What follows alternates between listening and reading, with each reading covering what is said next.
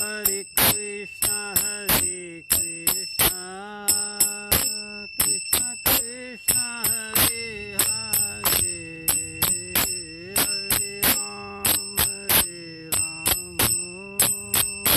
Ram Ram, Hare Hare. Hare Krishna, Krishna Krishna, Hare Hare, Hare Ram, Ram Ram, Hare Hare. Hare Krishna, Krishna Krishna, Hare Hare, Hare Ram, Ram Ram, Hare Hare. Hare Krishna, Krishna Krishna, Hare Hare, Hare Ram, Ram Ram, Hare Hare. Jai Gaura-Nitai,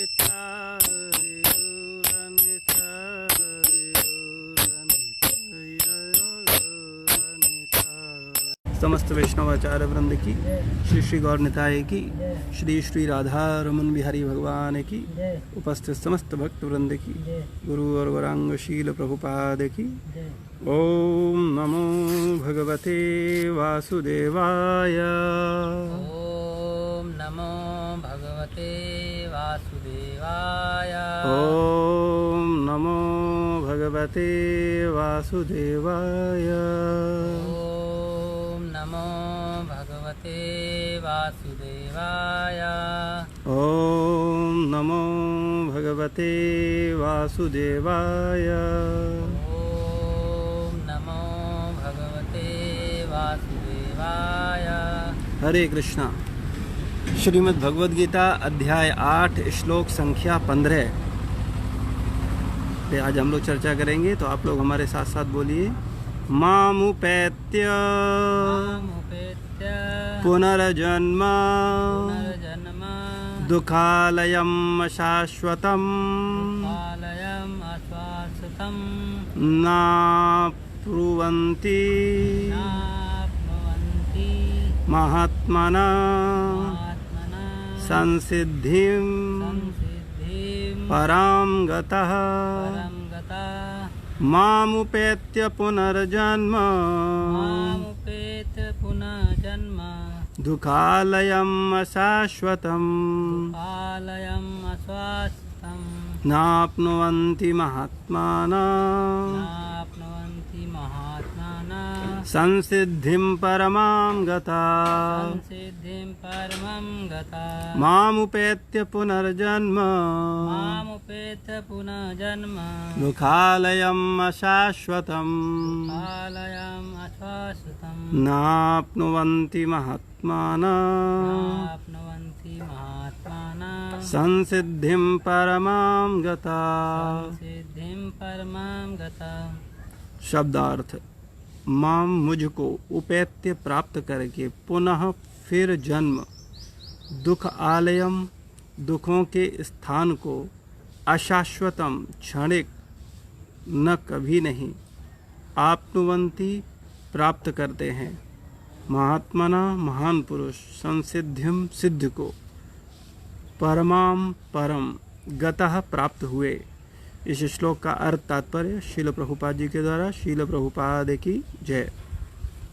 मुझे प्राप्त करके महापुरुष जो भक्ति योगी हैं कभी भी दुखों से पूर्ण इस अनित्य जगत में नहीं लौटते, क्योंकि उन्हें परम सिद्धि प्राप्त हो चुकी होती है।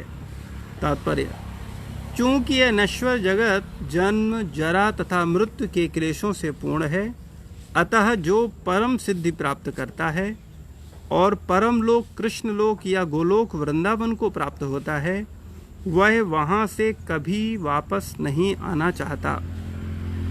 इस परम लोक को वेदों में अव्यक्त अक्षर तथा परमा गति कहा गया। दूसरे शब्दों में, यह लोक हमारी भौतिक दृष्टि से परे है और अवर्णनीय है, किंतु यह चरम लक्ष्य है जो महात्माओं का गंतव्य है। महात्मा अनुभव सिद्ध भक्तों से दिव्य संदेश प्राप्त करते हैं और इस प्रकार वे धीरे धीरे कृष्ण भावनामृत में भक्ति विकसित करते हैं और दिव्य सेवा में इतने लीन हो जाते हैं कि वे न तो किसी भौतिक लोक में जाना चाहते हैं, यहाँ तक कि न ही वे किसी आध्यात्मिक लोक में जाना चाहते हैं। वे केवल कृष्ण तथा कृष्ण का सामीप्य चाहते हैं, अन्य कुछ नहीं। यही जीवन की सबसे बड़ी सिद्धि है। इस श्लोक में भगवान कृष्ण के सगुणवादी भक्तों का विशेष रूप से उल्लेख हुआ है। ये भक्त कृष्ण भावनामृत में जीवन की परम सिद्धि प्राप्त करते हैं। दूसरे शब्दों में वे सर्वोच्च आत्माएं हैं। ओम अज्ञानतिमिरान्धस्य ज्ञानाञ्जनशलाकया चक्षुरुन्मीलितं येन तस्मै श्रीगुरुवे नमः। श्रीचैतन्यमनोभीष्टं स्थापितं येन भूतले स्वयं रूपा कदा मह्यं ददाति स्वपदान्तिकम्।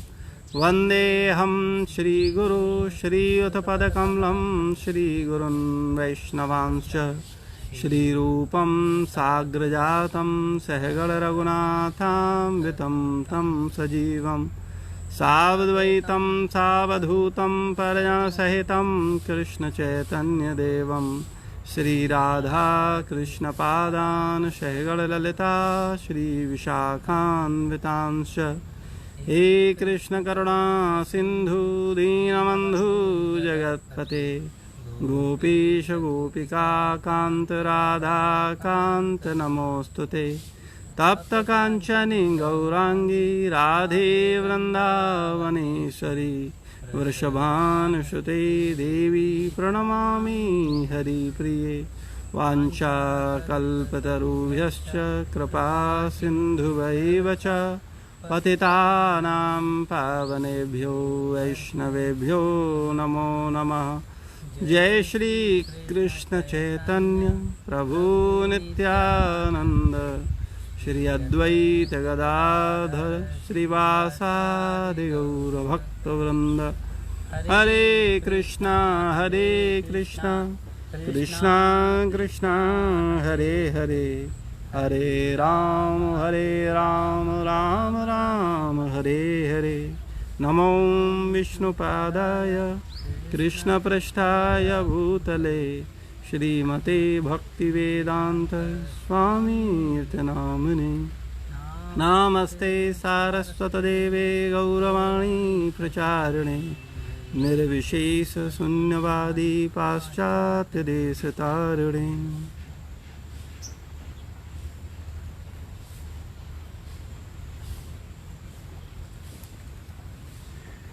हरे कृष्णा। तो आज हम लोग चर्चा कर रहे हैं श्रीमद् भगवद गीता का अध्याय 8 श्लोक संख्या 15। भगवान बोल रहे हैं कि मुझे प्राप्त करके महापुरुष जो भक्ति योगी है कभी भी दुखों से पूर्ण इस अनित्य जगत में नहीं लौटते, क्योंकि उन्हें परम सिद्धि प्राप्त हो चुकी होती है। भगवान ने यहाँ पर मामुपेत्य पुनर्जन्म दुखालयम अशाश्वतम, इस संसार को दुखालय बोला। ये संसार में वास्तव में दुख ही दुख है, और अशाश्वतम मतलब यहाँ सब कुछ क्षणिक है। कोई भी सुख, कोई भी वस्तु नित्य नहीं है, शाश्वत नहीं है, क्षणिक है, कुछ समय बाद उसका नाश होना है। इसलिए बुद्धिमान व्यक्ति भगवान का भजन करके इस अनित्य जगत में नहीं रहना चाहते। लेकिन जो मूर्ख अपने आप को शरीर मानते हैं वो इस संसार में ही रहना चाहते हैं। लेकिन वास्तविकता में जिनको ये ज्ञान है कि वास्तव में वो शरीर नहीं आत्मा है, भगवान के अंश हैं, हमेशा से हैं, हमेशा रहेंगे, वो भगवत धाम वापस जाना चाहते हैं। वो इस दुखालय में वापस नहीं आना चाहते, दुखालय में नहीं रहना चाहते। जब व्यक्ति भगवान की शरण में जाता है, जब विवेकवान होता है, बुद्धिमान होता है, तब उसको इस बात का एहसास होता है कि वास्तव में ये संसार दुखालय है। वरना अधिकतर लोगों को तो ये संसार सुखालय लगता है कि इसमें बड़ा सुख है। लेकिन अगर ध्यानपूर्वक देखें, हम अगर अपने जीवन से डालें तो जब हमारा जन्म हुआ, हम माँ के गर्भ में थे, जैसे ही इस संसार में आए तो माँ के गर्भ में 9 महीने तक मल मूत्र में उल्टे पड़े रहे। उस समय कितनी यातना, कितना कष्ट था, इसका अंदाज़ा हम वर्तमान परिस्थिति में नहीं लगा सकते। उदाहरण स्वरूप इस पर विचार किया जा सकता है, जिस पर अधिकतर हम लोग विचार करने की कोशिश करते हैं, क्योंकि सत्य का विचार करने पर विवेक जागृत होता है। तो इसको ऐसे समझ सकते हैं जैसे वर्तमान परिस्थिति में अभी हमको कोई 2.5 फुट के थैले में मल मूत्र डालकर उल्टा लटका दे तो निश्चित रूप से हम फिर उससे निकलना चाहेंगे और संसार की कोई वस्तु नहीं चाहेंगे। हम ये नहीं चाहेंगे कि हमको धन मिल जाए, हमको वैभव मिल जाए, हमको गाड़ी मिल जाए, बंगला मिल जाए, नौकरी मिल जाए, प्रमोशन मिल जाए, स्त्री मिल जाए, यश मिल जाए। हम केवल एक चीज़ चाहेंगे कि हमको इस विपरीत परिस्थिति से निकाला जाए। इसी प्रकार जब हम माँ के गर्भ में थे तो 9 माह तक मल मूत्र में उल्टे लटके रहे और उस यातना में हमने हमेशा भगवान को याद किया कि हे भगवान, अब हमको इस विपरीत परिस्थिति से निकालिए। लेकिन जैसे ही संसार में हमारा जन्म हुआ और संसार की माया के वशीभूत होकर हम संसार के कार्यकलापों में फिर उलझ जाते हैं। तो चर्चा चल रही है कि वास्तविकता में ये संसार दुखालय है। ये कैसे दुखालय है, इस पर विचार कर रहे हैं हम लोग। तो माँ के गर्भ में भी हम दुखालय में थे, दुख था।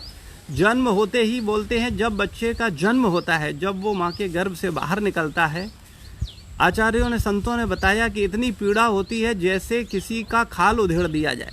जैसे अभी हमारी चर्म को, खाल को उधेड़ दिया जाए, इतनी पीड़ा होती है। उतनी पीड़ा उस समय होती है जब बच्चे का जन्म होता है। लेकिन वो पूर्ण रूप से असहाय होता है। वो अपने कष्ट को व्यक्त नहीं कर सकता, क्योंकि उसका कंठ विकसित नहीं है, उसका शरीर विकसित नहीं है, उसमें इतनी सामर्थ्य नहीं है कि वो अपने आप को खड़ा कर सके, अपनी बात कह सके, अपने विचारों को रख सके। लेकिन कष्ट तो हो ही रहा है और अथाह कष्ट है, इसीलिए बच्चा रोता है। और हम देखते हैं कि जब बच्चा नहीं रोता है तो डॉक्टर उसको मारते हैं, नोचते हैं, उल्टा लटका के थप्पड़ मारते हैं। फिर जब वो बच्चा रोने लगता है तब बोलते हैं चाइल्ड इज़ नॉर्मल। तो वास्तव में इस संसार की स्थिति यही है कि अगर कोई रो रहा है तब वो नॉर्मल है। ये संसार में हर व्यक्ति हर परिस्थिति में केवल परेशान है, क्योंकि इस संसार को भगवान ने बोला दुखालयम, ये दुखों का घर है। यहाँ सुख की उम्मीद करना बहुत बड़ा भ्रम है और कहे कि हम भीगे नहीं हैं। समुद्र में खड़ा हुआ प्रत्येक व्यक्ति भीगा हुआ है, लेकिन वो मूर्ख अगर बोले कि नहीं नहीं हम तो नहीं भीगे हैं, तो इसका मतलब उसका मानसिक स्थिति ठीक नहीं है। ऐसे ही इस संसार में वर्तमान परिस्थिति में हम लोग हैं, और अगर कोई सोच रहा है कि वो सुखी है या वो सुखी हो जाएगा इस संसार के संबंधों से, संसार के भोगों से, संसार के विषयों से, तो उससे बड़ा कोई मूर्ख नहीं है। तो भगवान बोल रहे हैं ये संसार दुखालय है।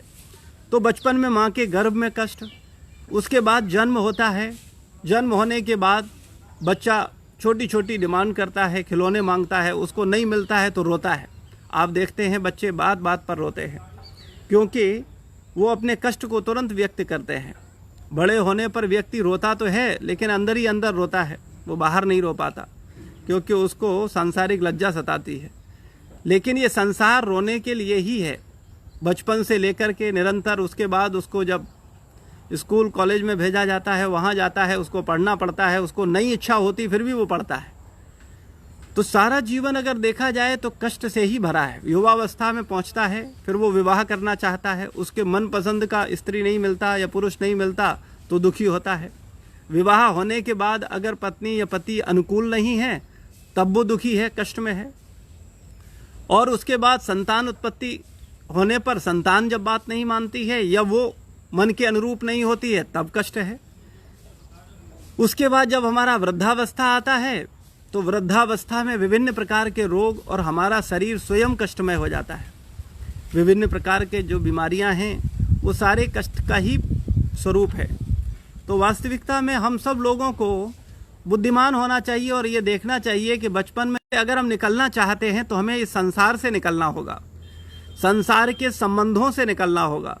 संसार की विषय वासनाओं से निकलना होगा, संसारी सोच से निकलना होगा, संसारी मन से निकलना होगा, तब इस संसार से निकल करके वास्तव में हम भगवत धाम जा सकते हैं। तो वास्तविकता में भगवत धाम जाने का अधिकारी वो है जो या तो भगवान का दर्शन कर लेता है या भगवान को तत्व से जान लेता है। भगवान और भगवान के कार्यकलापों को भगवत गीता के 4 अध्याय में भगवान बोलते हैं, जन्म कर्म चमे दिव्यम यो वेति तत्वतः त्यक्त्वा देहम पुनर्जन्म नेति मामेति सुअर्जुना। जो मेरे जन्म तथा कर्म की दिव्यता को, वास्तविकता को जान लेता है, वो फिर पुनः जन्म नहीं लेता। या जो व्यक्ति भगवान के धाम वापस चला जाता है, वो भगवान को प्राप्त कर लेता है।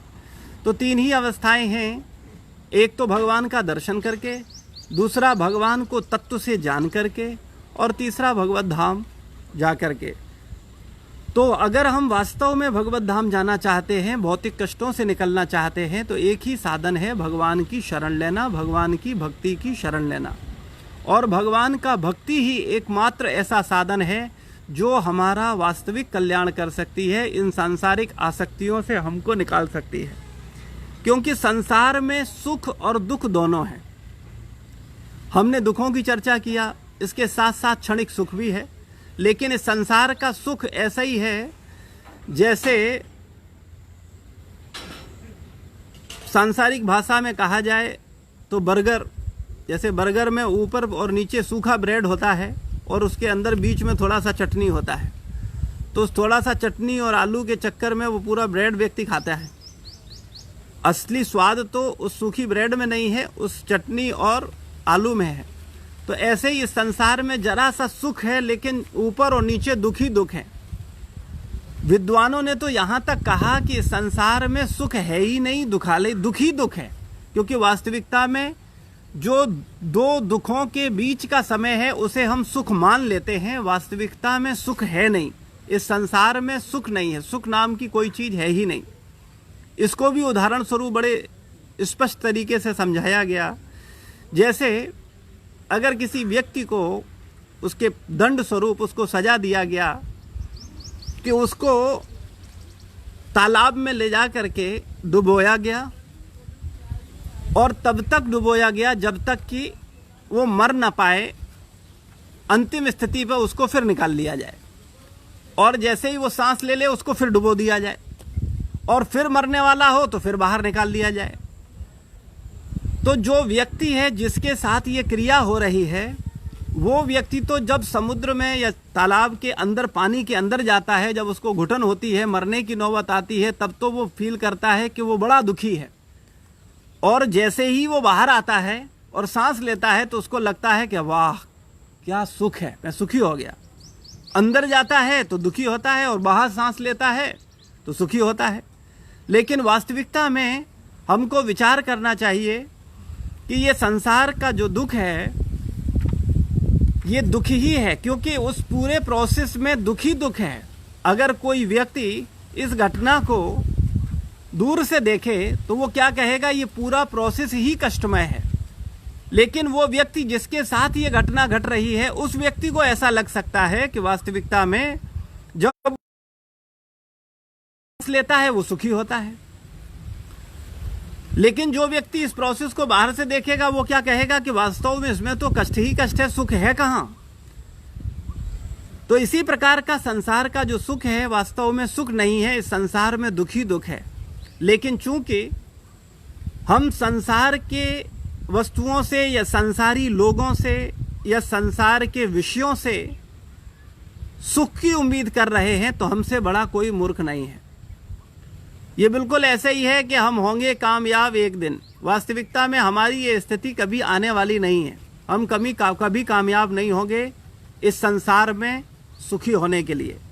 और हर व्यक्ति, प्रत्येक व्यक्ति जो इस संसार में है, वो सुबह से शाम तक, जब से उसने जन्म लिया है तब से अब तक और मरते दम तक, उसका एक ही प्रयास है, वो सुखी होने का प्रयास कर रहा है। विभिन्न विभिन्न प्रकार के साधन प्राप्त करना चाहता है, लेकिन वो भगवान के वचनों पर उसका ध्यान नहीं है।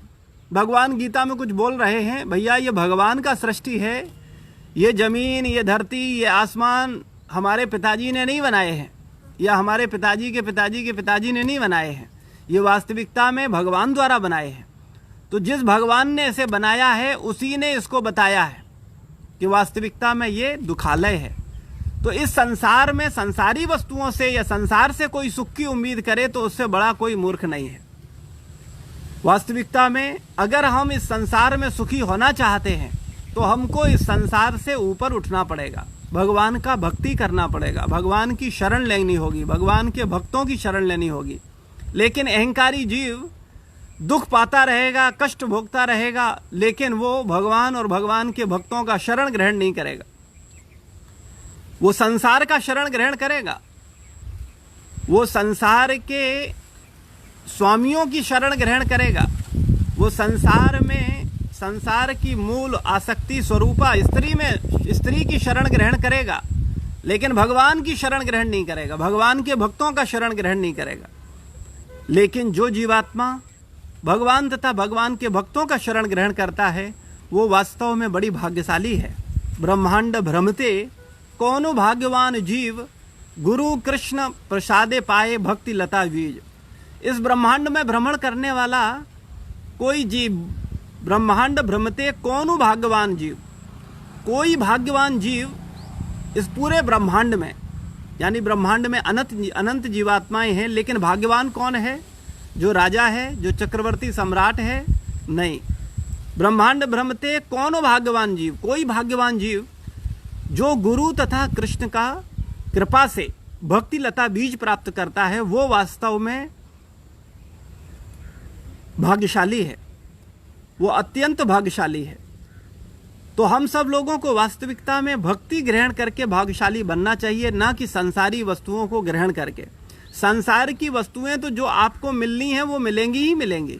संसार का सुख और संसार का दुख आपके चाहते न चाहते हुए आपको प्रारब्धवश मिलेगा ही मिलेगा। इस संसार में कोई व्यक्ति दुख नहीं मांगता, लेकिन उसके जीवन में दुख आता है। इसी प्रकार से कोई व्यक्ति सुख के लिए भी नहीं प्रयास करेगा तब भी सुख आएगा। जो उसके जीवन में सुख मिलना है वो सुख मिलेगा, जो दुख मिलना है वो दुख मिलेगा।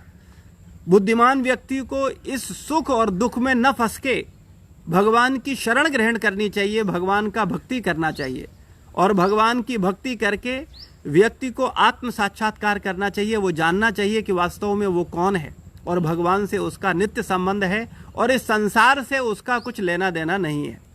जब व्यक्ति को इतना विवेक होता है कि वास्तव में उसका संसार से कोई लेना देना नहीं है, तब वास्तव में वो भगवान तथा भगवान के भक्तों से आसक्त होता है और सांसारिक आसक्तियों को पूर्ण रूप से काट करके भगवान की भक्ति में लग जाता है और भगवान के धाम को प्राप्त करता है। क्योंकि जब तक संसार में हमारी आसक्तियां हैं तब तक हम भगवत धाम वापस जाने योग्य नहीं हैं, तब तक हम भगवान के धाम वापस नहीं जा सकते, क्योंकि ये सांसारिक आसक्तियां इस संसार में हमको पुनः खींच लेगी।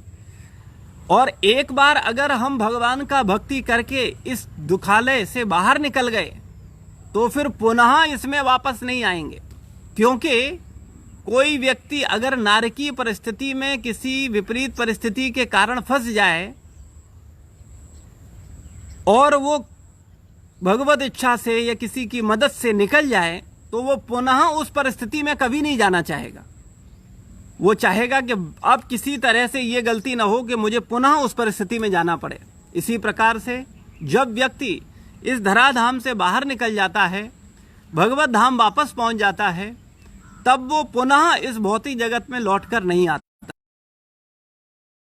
और विभिन्न प्रकार के कष्टों को भोगता हुआ उसने अनंत जीवन बिताए हैं। 84 लाख योनियों में हम कब से पड़े हैं, कब से सड़ रहे हैं, बार बार जन्म, बार बार मृत्यु, बार बार बुढ़ापा। प्रत्येक योनि में कुत्ते थे, बिल्ली थे, पशु थे, पक्षी थे, कीट थे, किसी भी योनि में रहे, ये इस प्रोसेस में हम निरंतर निकलते रहे, विभिन्न प्रकार के कष्ट पाते रहे। तो अभी समय है कि हमको अगर सत्य समझ आता है, भगवान के ज्ञान के आधार पर, श्रीमद् भगवद गीता के ज्ञान के आधार पर, गुरु परंपरा द्वारा दिए गए ज्ञान के आधार पर अगर हमको रंच मात्र भी ये साक्षात्कार हो रहा है कि वास्तव में हम शरीर नहीं हैं, और ये भी साक्षात्कार हो रहा है कि इस जीवन में जितनी हमारी उम्र है हमने भरकस प्रयास करके देख लिया है सुखी होने का अपनी बुद्धि से, लेकिन परिणाम निराशा ही हाथ लगी है। अगर कोई सफल हो गया है तब उसको भक्ति की शरण नहीं लेनी चाहिए, फिर उसे अपने सांसारिक कार्यों में ही लगे रहना चाहिए। लेकिन अगर उसको रंच मात्र भी इस बात का एहसास है कि वास्तविकता में संसार कष्टमय है और वो उसका नित्य जीवन आनंदमय जीवन भगवत धाम में है, भगवत धाम उसको वापस जाना चाहिए, भगवान से प्रेम ही उसका वास्तविक आनंद है, भगवान की सेवा ही वास्तविक आनंद है, इस सिद्धांत को जो व्यक्ति समझ जाता है वो फिर किसी वस्तु की इच्छा किए बिना भगवान की शरण ग्रहण करता है। यहाँ तक कि फिर उसके मन में ये भी भाव नहीं होता कि उसे स्वर्ग मिल जाए, उच्च लोक मिल जाए, और तो और वो किसी भगवान के धाम भी नहीं जाना चाहता। न भगवान से ये इच्छा करता है कि नहीं मुझे भगवान अपना धाम दे दो, वो केवल ये चाहता है वास्तव में भगवान का विशुद्ध भक्त कि हे भगवान, मैं जिस परिस्थिति में रहूं मुझे अपने कष्ट की चिंता नहीं है, मुझे केवल आपकी सेवा करके सुखी होना है। तो जब व्यक्ति अपने अंदर इस टेस्ट को डेवलप कर लेता है कि वो भगवान के सुख में सुखी होता है, गुरुजनों तथा भक्तों के सुख में सुखी होता है, तब वास्तव में ये संसार भी उसे दुखी नहीं कर सकता। लेकिन इस भावना को डेवलप करने के लिए बड़े त्याग की आवश्यकता है, बहुत तपस्या की आवश्यकता है, और ये त्याग और ये तपस्या ही वास्तविक साधना है। और जो व्यक्ति इस साधना को गंभीरता पूर्वक करता है वो व्यक्ति इस जीवन में सफल हो जाता है और भगवान के प्रेम को प्राप्त करके इस संसार से अपनी आसक्तियों को काट लेता है। लेकिन जो व्यक्ति निष्कपट होकर के प्रयास नहीं करता वो निश्चित रूप से सांसारिक मोह में ही फंसा रहता है और हमको पुनः इस भौतिक जगत में बार बार आना पड़ता है। हमारा जो संसार से मोह है ये भी बड़ा क्षणिक है, क्योंकि संसार में अगर हम सोच रहे हैं कि ये मेरा पुत्र है तो वो पुत्र आपका कब से है, इस पर विचार करना चाहिए। ये पुत्री है, ये पुत्री आपकी कब से है और कितने दिन तक है। आपका ये पत्नी है या आपका पति है, ये कितने दिन तक है, कितने दिन पहले मिले हो और कितने दिन साथ रहेंगे। ये आपका जो धन है या हमारी जो संपत्ति है जिसके कारण हम जिस पे आसक्त रहते हैं, जिसकी और इच्छा करते हैं, इससे मेरा संबंध कितना पुराना है या कितने दिन तक ये रहेगा। वास्तविकता में इनमें कोई भी वस्तु हमारी नहीं है और हमेशा हमारे साथ नहीं रहेगी, जीते जी ही छोड़ जाएंगी। इसलिए बुद्धिमान व्यक्ति इस वास्तविकता को, इस सत्य को जान करके जीते जी स्वयं इन आसक्तियों से बाहर निकलता है और वो अपनी वास्तविक आसक्ति जो कि भगवान नाम में है, भगवत चिंतन में है, भगवत भक्ति में है, भगवत भक्तों की सेवा में है, उसमें अपने आप को लगाता है और आध्यात्मिक दृष्टि से विवेकवान होकर के गंभीरता पूर्वक साधन करता हुआ, साधना करता हुआ, तपस्या त्याग करता हुआ अपने मानसिक चिंतन को उस स्तर तक उठा लेता है जिससे संसार का सुख या दुख उसको छू नहीं पाता। तब वो इस संसार से जाने के बाद पुनः इस भौतिक संसार में वापस नहीं आता। तो भगवान इस श्लोक में यही बता रहे हैं कि मुझे प्राप्त करके महापुरुष जो भक्ति योगी हैं कभी भी दुखों से पूर्ण इस अनित्य जगत में नहीं लौटते। वास्तव में यहाँ जो भक्त हैं उनका ही चर्चा चल रहा है कि जो भक्त है वही वास्तव में भगवान के धाम को या भगवान को प्राप्त करता है। और भगवान ने इस बात को गीता में कई जगह और भी बोला है। भगवद गीता के 18वें अध्याय के 55वें श्लोक में भी भगवान ने कहा है, भक्त्या माम भिजानाति यावान्यास्मि तत्वता ततो माम तत्वतो ज्ञात्वा विशते तदनंतरम। भगवान की पूर्ण भावना भावित होकर के व्यक्ति भगवत धाम वापस जाता है और फिर पुनः इस जगत में नहीं लौटता। तो अनित्य जगत में नहीं लौटते क्योंकि उन्हें परम सिद्धि प्राप्त हो चुकी होती है, क्योंकि उसको परम लाभ प्राप्त हो चुका होता है। कोई भी व्यक्ति अगर सुखमय परिस्थिति पे पहुंच जाएगा तो वो दुखमय स्थिति पर वापस नहीं जाना चाहेगा। जैसे उदाहरण स्वरूप आप अगर अभी वर्तमान परिस्थिति में जिस घर में रह रहे हैं अगर उससे 100 गुना 1000 गुना अच्छा घर आपको मिल जाए, अच्छी सुख सुविधाओं से संपन्न मिल जाए, तो कोई मूर्ख होगा जो उसको छोड़ करके वो पुराने घर में वापस जाना चाहेगा? क्या आप जाना चाहेंगे? कोई व्यक्ति नहीं जाएगा, क्योंकि हर व्यक्ति सुखी होना चाहता है। लेकिन अगर कोई व्यक्ति इस संसार में ही सुखी होना चाहता है तो वो सीधा सीधा भगवान से विद्रोह कर रहा है, वो भगवान को चैलेंज कर रहा है कि हम होंगे कामयाब एक दिन। वो अगर सोच रहा है कि वो संसार के संबंधों से सुखी हो जाएगा, वो स्त्री से सुखी हो जाएगा, वो पुत्री से सुखी हो जाएगा, वो पुत्र से सुखी हो जाएगा, वो धन से सुखी हो जाएगा, तो ये सबसे बड़ी भूल है। क्योंकि संसार की किसी भी वस्तु से व्यक्ति कभी सुखी नहीं हो सकता, क्योंकि संसार दुखमय है। कई बार व्यक्ति भरकस प्रयास करता रहता है, लेकिन जीवन में अंतोगत्वा उसको निराशा ही हाथ लगती है। क्योंकि अगर वास्तविक सुख प्राप्त करना है तो वो भगवान की भक्ति में है, लेकिन उसका रस जब तक हमको नहीं मिलेगा तब तक हम नहीं कर पाएंगे। जैसे संसार में व्यक्ति को जब हायर टेस्ट मिल जाता है तो लोअर टेस्ट छूट जाता है। जैसे अगर व्यक्ति को वो गुड़ खाता है और अगर उसको रबड़ी मिल जाता है, रसमलाई मिल जाता है, तो वह रसमलाई का स्वाद जब लेता है तो उसको लगता है नहीं, गुड़ वाला स्वाद उतना अच्छा नहीं है, ये रसमलाई का स्वाद ज़्यादा अच्छा है। लेकिन जब तक उसने रसमलाई का स्वाद चखा ही नहीं है, रबड़ी का स्वाद चखा ही नहीं है, उसको केवल गुड़ ही मिला है, तो वो गुड़ खाने पे मजबूर है। इसी प्रकार से संसारी लोग जो कि केवल चबे हुए चने को बार बार चबाते रहते हैं। श्रीमद् भागवत में उदाहरण देके बताया गया कि अगर चने को एक बार चबा लिया, उसमें से रस निकल गया, अभी उसको फिर चबाओ, उसमें कौन सा स्वाद मिलेगा। लेकिन संसारी लोग संसार के सुखों को इसी प्रकार से करते हैं, वो चबाए हुए चने को बार बार चबाते हैं और सोचते हैं कि इसमें रस निकलेगा। तो वास्तविकता में ये बहुत बड़ी भूल है। संसार में सुख नहीं है, इस व्यक्ति का एहसास भगवान की भक्ति करने वाले भक्त को हो जाता है और वो एहसास कर लेता है कि वास्तविकता में संसार का सुख भगवान की भक्ति, भगवान के चिंतन से करोड़ों गुना तुच्छ है। तो वास्तव में जब किसी को इस बात का एहसास होता है, फिर वो भगवान का भक्ति करता है और भगवान का भक्ति करता हुआ भगवत धाम को वापस जाता है। ढेरों हमारे भारतीय संस्कृति में, ढेरों ऐसे सनातन संस्कृति में ढेरों महात्मा, संत महात्मा हुए जो राजा थे और उन्होंने अपना राजपाट छोड़ करके भगवान का शरण ग्रहण किया, पूर्ण रूप से भक्त हो गए। क्या राजपाट में सुख नहीं था? वास्तविकता में जो असली सुख जब किसी को प्राप्त हो जाता है तो नकली सुख स्वाभाविक छूट जाता है। हाँ, इस संसार में रहने के लिए सांसारिक कार्यकलाप प्रत्येक व्यक्ति को करने होते हैं, वो करे, लेकिन अपनी आसक्ति को हमेशा जज करता रहे कि उसकी आसक्ति संसार में या संसारी लोगों में या संसारी संबंधों में या संसारी वस्तुओं में या सांसारिक मन की इच्छाओं में तो नहीं है।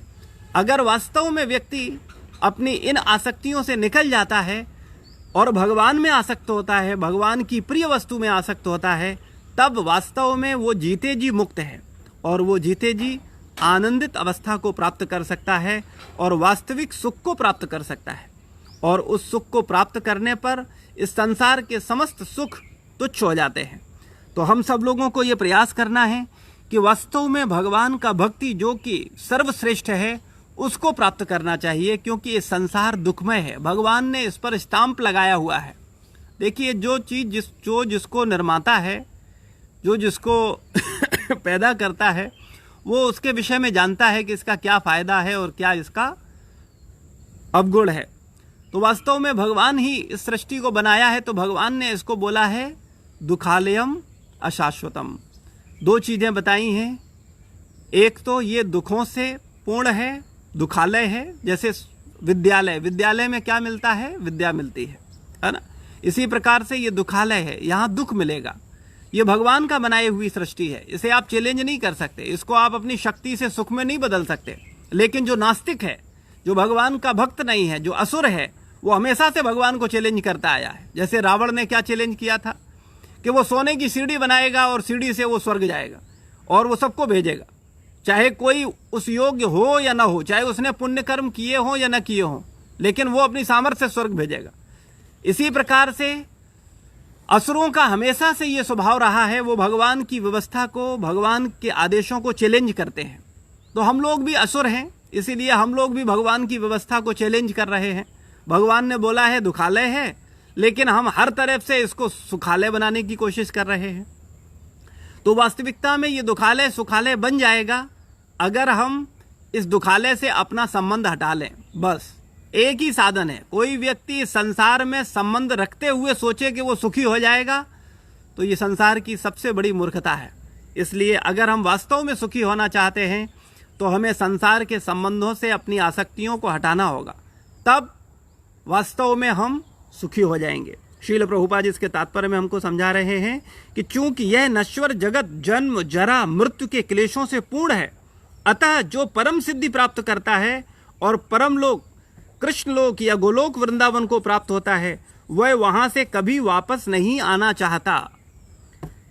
इस परम लोक को वेदों में अव्यक्त, अक्षर तथा परमा गति कहा गया है। दूसरे शब्दों में यह लोक हमारी भौतिक दृष्टि से परे है और अवर्णनीय है, किंतु यह चरम लक्ष्य है जो महात्माओं का गंतव्य है। ये वास्तविकता में महात्माओं का गंतव्य है। इस संसार का व्यक्ति ये जानता है कि वो इस संसार में हमेशा नहीं रहेगा। अभी 40-50 साल का हो गया है, अभी 10-20-30 40 साल बाद शरीर छोड़ेगा और चला जाएगा। लेकिन वो मूर्ख ये नहीं सोचता कि इस शरीर को छोड़ के फिर कहाँ जाएगा।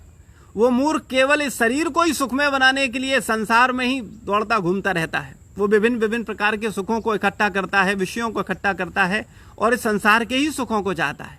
इसलिए हर बुद्धिमान व्यक्ति को बुद्धिमान होना चाहिए और इस संसार के प्रलोभनों में नहीं फंसना चाहिए, क्योंकि ये संसार दुखमय है।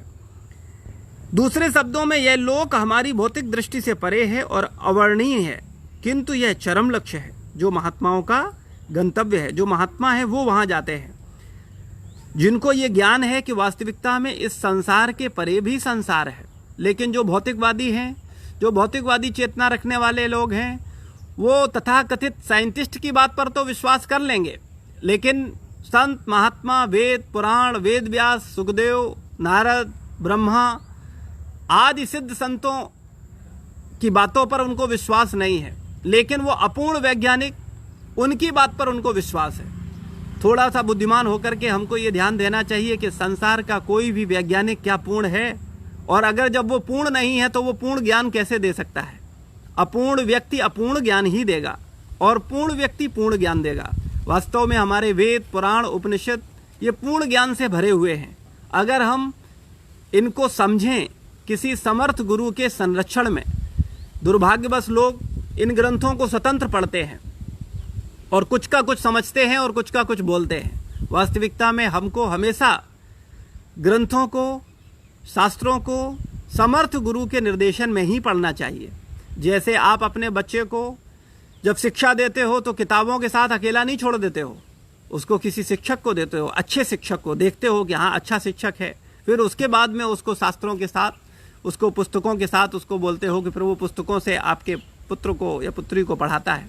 इसी प्रकार से हम लोग अगर आध्यात्मिक शिक्षा लेना चाहते हैं या आध्यात्मिक ज्ञान को प्राप्त करना चाहते हैं तो हम लोगों को भी वास्तव में प्रमाणित गुरु परंपरा के आचार्यों की बातों को श्रवण करते हुए शास्त्रों को पढ़ना चाहिए।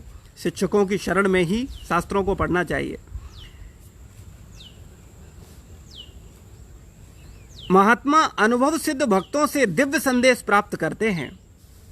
यहाँ बड़ा स्पष्ट प्रभुपाद जी बोल रहे हैं कि महात्मा, जो महात्मा है वो अनुभव सिद्ध, जिन्होंने अनुभव किया है, जो अनुभव सिद्ध भक्त से दिव्य संदेश प्राप्त करते हैं और इस प्रकार वे धीरे धीरे कृष्ण भावनामृत में भक्ति विकसित करते हैं और दिव्य सेवा में इतने लीन हो जाते हैं कि वे न तो किसी भौतिक लोक में जाना चाहते हैं, यहाँ तक कि न ही वे किसी आध्यात्मिक लोक में जाना चाहते हैं। वे केवल कृष्ण तथा कृष्ण के सामीप्य चाहते हैं। वास्तव में भगवान का जो भक्त है वो केवल भगवान का सुख चाहता है, वो अपना सुख नहीं चाहता। भौतिकवादी मानसिकता और आध्यात्मिकवादी मानसिकता का सीधा सीधा फर्क यह है, जो व्यक्ति अपना सुख चाहता है वो भौतिकवादी है और जो व्यक्ति भगवान का सुख चाहता है, गुरुजनों का सुख चाहता है, भक्तों का सुख चाहता है, महात्माओं संत महात्माओं का सुख चाहता है, ऐसा व्यक्ति वास्तव में आध्यात्मिकवादी है। लेकिन हम सब लोगों का स्थिति बिल्कुल विपरीत है। लेकिन धीरे धीरे हम अपनी चेतना को समझ करके अगर वास्तव में मेरा लक्ष्य परम गंतव्य है तो हमको इस सांसारिक आसक्तियों से, सांसारिक मन के कमजोरियों को से बाहर निकलना होगा, तभी वास्तव में हम आध्यात्मिक जगत में आगे बढ़ सकते हैं। आध्यात्मिक लोक में जाना चाहते, वे केवल कृष्ण तथा कृष्ण का सामीप्य चाहते, अन्य कुछ नहीं। यही जीवन की सबसे बड़ी सिद्धि है। इस श्लोक में भगवान कृष्ण के सगुणवादी भक्तों का विशेष रूप से उल्लेख हुआ है। ये भक्त कृष्ण भावनामृत में जीवन की परम सिद्धि प्राप्त करते हैं। दूसरे शब्दों में वे सर्वोच्च आत्माएं हैं। वास्तविकता में जिसने ऐसी चेतना को डेवलप कर लिया है, जिसने ऐसी मानसिकता को विकसित कर लिया है कि जो अपना सुख न चाह करके भगवान का सुख चाह रहा है, जो केवल भगवान को सुखी करने के लिए अपने कार्यकलापों को करता है, भगवान के भक्तों को सुखी करने के लिए अपने कार्यकलापों को करता है, वास्तविक में वो व्यक्ति सर्वोच्च आत्मा है, इस संसार की सर्वोच्च आत्मा है। तो इस प्रकार से हम सब लोग भगवान के अंश हैं, आत्मा हैं, लेकिन हमको सर्वोच्च आत्मा बनना चाहिए, महात्मा बनना चाहिए और महात्मा बन करके वास्तव में अपने आप को इस संसार की आसक्तियों से ऊपर उठाना चाहिए और भगवत धाम वापस जाना चाहिए, जो हमारा नित्य घर है। अगर हम नित्य सुख चाहते हैं तो नित्य घर वापस जाइए, नित्य भक्ति को स्वीकार करिए, नित्य भगवान नित्य भक्तों को स्वीकार करिए। और अगर अनित्य सुख चाहते हैं तो अनित्य संसार को स्वीकार करिए, अनित्य संसारी लोगों को स्वीकार करिए, अनित्य संसारी विषयों को स्वीकार करिए, अनित्य संसारी संबंधों को स्वीकार करिए। समस्त संसारी संबंध अनित्य हैं और जो आध्यात्मिक संबंध हैं वो नित्य हैं। इसलिए जो व्यक्ति इस नित्य और अनित्य पर चिंतन करता हुआ थोड़ा भी समझ पाता है कि वास्तविकता क्या है, वो व्यक्ति गंभीरता पूर्वक भक्ति करेगा। वास्तविकता में भगवत गीता तो आध्यात्मिक जीवन की एबीसीडी है। श्रील प्रभुपाद जी बताते हैं कि भगवत गीता आध्यात्मिक जीवन का आधार है, वो शुरुआत है। भगवत गीता के ज्ञान को समझकर उस मूड को प्राप्त करके व्यक्ति आगे बढ़ता है और फिर श्रीमद् भागवत को समझता है, भागवत को पढ़ता है। और जो व्यक्ति वास्तव में भागवत को समझ लेता है फिर वो चैतन्य चरितामृत को पढ़ता है और चैतन्य चरितामृत में वास्तव में बड़े सुंदर बड़े गहरे सिद्धांत हैं। हालांकि हमारा मन करता है, कई बार देखते हैं हम, हर व्यक्ति चैतन्य चरितामृत पढ़ रहा है, लेकिन वास्तव में पढ़ भले ही ले, वो कुछ का कुछ समझेगा बल्कि कुछ समझ ही नहीं पाएगा। और पढ़ भी लेगा तो उस पर विश्वास नहीं करेगा और उसको स्वीकार करने तो बात दूर की रही, वो मन से भी स्वीकार नहीं करेगा। और अगर मुंह से बोल भी दे कि हाँ शास्त्र है, बात सही है, लेकिन उसको अपने जीवन में नहीं उतार पाएगा। ये तभी संभव है जब हम क्रमबद्ध तरीके से आगे बढ़ें। सर्वप्रथम गीता के आधार पर जीवन तो जिएं, गीता के मूड को स्वीकार तो करें, गीता के अनुसार जीवन जीने की कोशिश तो करें, फिर हम भागवत तथा भागवत को समझें और भागवत के अनुसार जीवन जीने की कोशिश करें, फिर चैतन्य चरितामृत को समझ सकते हैं। और व्यक्ति जितना आध्यात्मिक ज्ञान में उन्नत होता जाता है, बढ़ता जाता है, वैसे वैसे उसकी चेतना विकसित होती जाती है। संसार के किसी भी फील्ड में व्यक्ति का जब विकास होता है तब उसको उस फील्ड की भव्यता का, उस फील्ड के लाभ का ज्ञान होता है। इसी प्रकार से जब व्यक्ति भक्ति को करेगा, भक्ति सिद्धांतों को समझेगा, तब वास्तव में वो भक्ति की महिमा को समझ पाएगा। आज वर्तमान परिस्थिति में तो ये स्थिति है, संसार के 99.9% लोग भक्ति जानते भी नहीं है कि भक्ति है क्या। भगवत गीता को पढ़ा ही नहीं है और पढ़ भी लिया है तो समझा नहीं है, समझ लिया है, समझने की कोशिश किया है तो मनन नहीं किया है, मनन भी कर लिया है तो उसको उतारने की कोशिश नहीं की है। तो फिर कैसे हम और आगे बढ़ेंगे, जबकि ये भगवत गीता आध्यात्मिक जीवन की शुरुआत है। जब शुरुआत में ही हमारी ये स्थिति है तो भागवत, चैतन्य चरितामृत और वास्तविक आचरण किसका होगा? तो वास्तव में विरला व्यक्ति ही करेगा। और ये मैं नहीं कह रहा, ये भगवान भगवत गीता में बोल रहे हैं। मनुष्याणाम सहस्रेषु कश्चित् धति सिद्धये। कई हजार मनुष्यों में से कोई एक इस दिशा में आता है। हर व्यक्ति भगवान की भक्ति को स्वीकार नहीं करता, वो गीता नहीं पढ़ता, वो भक्तों का संग नहीं करता, वो तथाकथित वैश्याओं का संग कर लेगा, वो तथाकथित कपटी नेताओं का संग कर लेगा, वो तथाकथित संसार के धूर्तों का संग कर लेगा, लेकिन भगवान के भक्तों का संग नहीं करेगा। क्योंकि अगर वो भक्तों का संग करेगा तो उसके पाप को नष्ट होना पड़ेगा, उसके पापों को जलना पड़ेगा, और उसके पाप, उसका अहंकार उसको भगवान के भक्तों के सानिध्य में नहीं ले जाने देता। इसीलिए संसार में विरला ही व्यक्ति भगवान के भक्तों के संपर्क में आता है, भक्ति के संपर्क में आता है। और वो भक्तों का संग जब सही तरीके से करता है, सही तरीके से शास्त्रों के आदेशों की बात को मानता है, फिर वो व्यक्ति वास्तव में भगवान को तत्व से जान पाता है। तो ऐसा व्यक्ति भगवान बोल रहे हैं विरला होता है। तो हम सब लोग जो सत्संग को सुन रहे हैं या जो गीता को पढ़ रहे हैं, हमने कम से कम प्रयास तो शुरू कर दिया है इस तरफ आने का। तो हमारी गिनती कई हजार में तो हो गई है, लेकिन वास्तव में वो एक विरला बनने के लिए हमको बहुत पापड़ बेलने पड़ेंगे, बहुत गंभीरता पूर्वक साधना करनी होगी। तब हम वास्तव में भगवान के इन सिद्धांतों को समझकर अपने चित्त को शुद्ध करके संसार की आसक्तियों को काट कर भगवत धाम वापस जा सकते हैं। शील प्रभुपाद की जय, गुरु महाराज की जय, समस्त भक्त वृंद की जय। निताय गौर प्रेमानंदे। हरि हरि बोल।